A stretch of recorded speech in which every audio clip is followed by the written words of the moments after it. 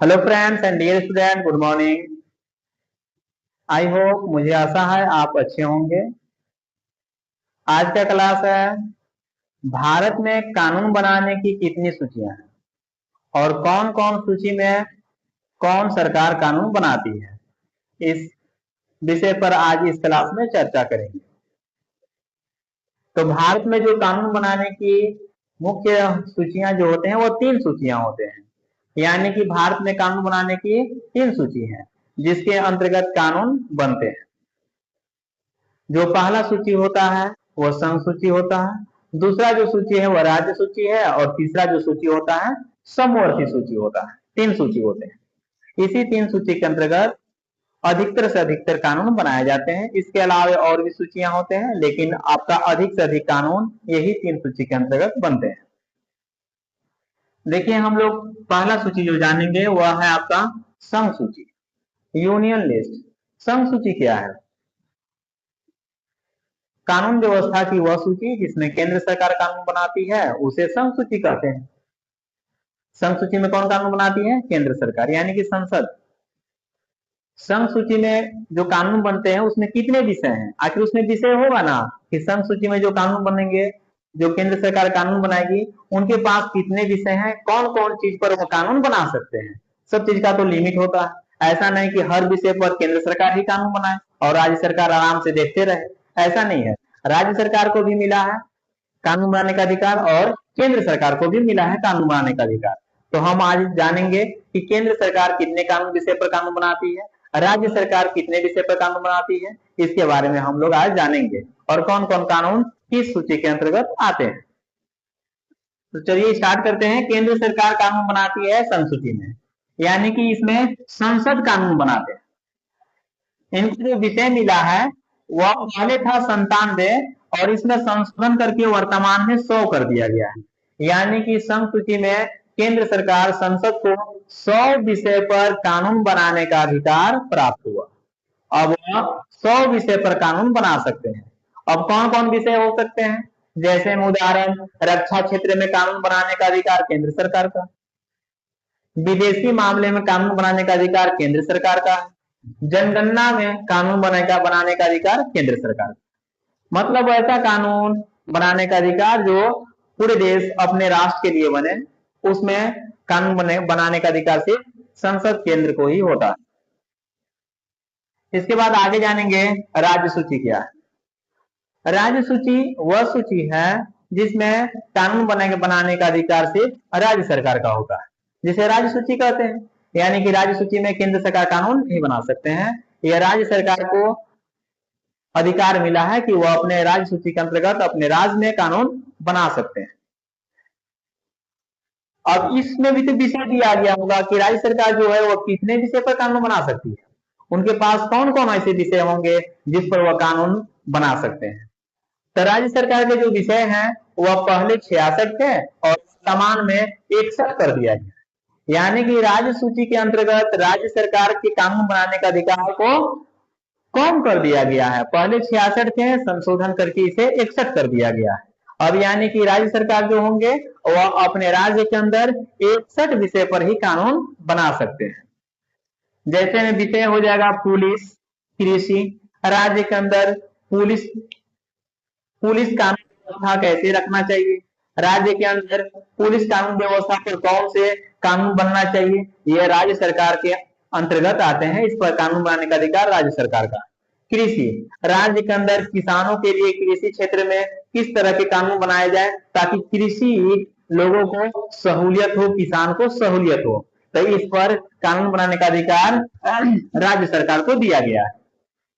मतलब ऐसा कानून जो राज्य के अंदर बने वह कानून राज्य सूची के अंतर्गत आते हैं जो राज्य सरकार बनाती है। नोट, आपातकाल में संसद भी कानून बना सकती है। ऐसे भी कभी हो सकता है कि राज्य के अंदर जो मुख्यमंत्री थे, राज्य सरकार थे, वह कुछ कारणवश वह आपातकाल के शिकार हो गए, उस राज्य में आपातकाल घोषित हो गया, तो उस समय सभी कानून व्यवस्था जो होते हैं वह किसके पास चले जाते हैं? तो संसद के पास चले जाते हैं। वह कानून व्यवस्था में जो उस समय के हालात में आपातकाल में संसद भी उस राज्य के अंदर कानून बना सकती है। सिर्फ यह अधिकार आपातकाल में ही दिया गया है, यानी कि किसी भी राज्य में आपातकाल होने पर संसद कानून वहां पर बना सकती है। समवर्ती सूची, समवर्ती सूची जो कानून बनाने के मुख्य 3 सूचियों में से तीसरा सूची है।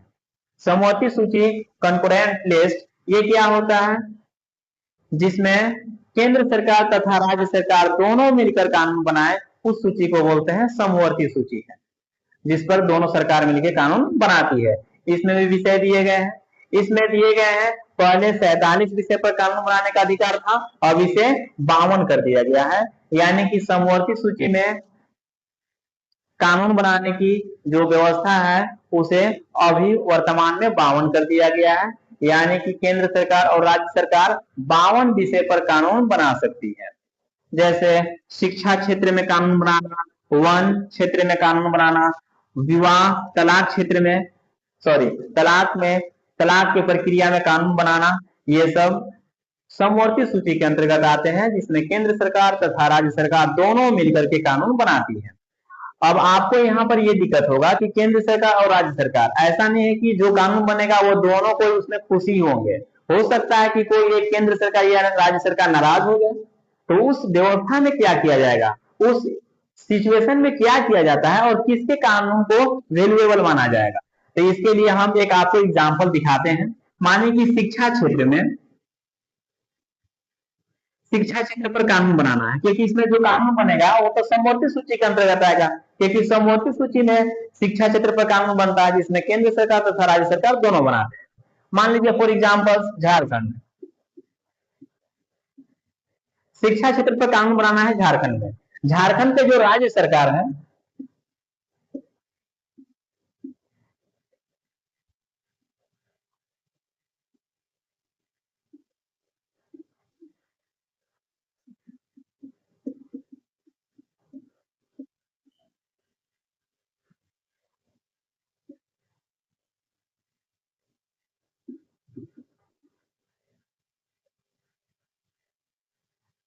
शिक्षा क्षेत्र में कानून बनाना है।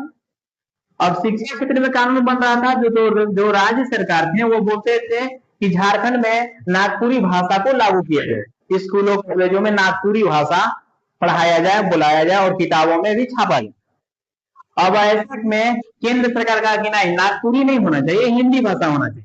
अब दोनों का अलग अलग हो गया शिक्षा क्षेत्र में, जबकि ये समवर्ती सूची में आएगा।